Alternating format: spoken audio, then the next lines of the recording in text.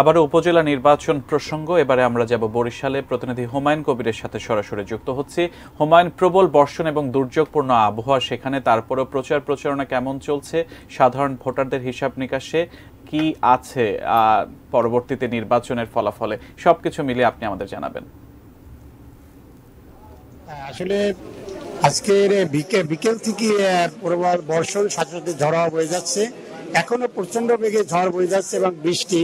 আমি এখন রয়েছি বরিশাল সদর উপজেলার তালতলি বাজারে রয়েছি।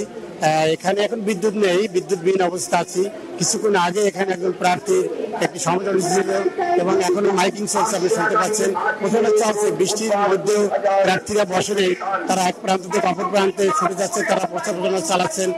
বরিশাল সদর উপজেলায় 5 জন চেয়ারম্যান পদে প্রতিদ্বন্দ্বিতা করছেন। এর ভিতরে বরিশাল প্রেস ক্লাবের সেক্রেটারি জাকির হোসেন, তিনি মোটরসাইকেল নিয়ে প্রতিদ্বন্দ্বিতা করছেন এবং যুবলীগ নেতা এবং মাহবুবুল হক মামুন, তিনি আনারস নিয়ে প্রতিদ্বন্দ্বিতা করছেন এবং অ্যাডভোকেট মামুন মধু, তিনি ঘোড়ারি প্রতিদ্বন্দ্বিতা করছেন। এভাবে 5 জন প্রার্থী প্রতিদ্বন্দ্বিতা করছেন। এছাড়া ভাইস চেয়ারম্যান রয়েছে 4 জন এবং মহিলা ভাইস চেয়ারম্যান রয়েছে 3 জন। এখানে নির্বাচনী প্রচারণা চলছে। এই কয়েকদিন যাবৎ প্রচন্ড গরমে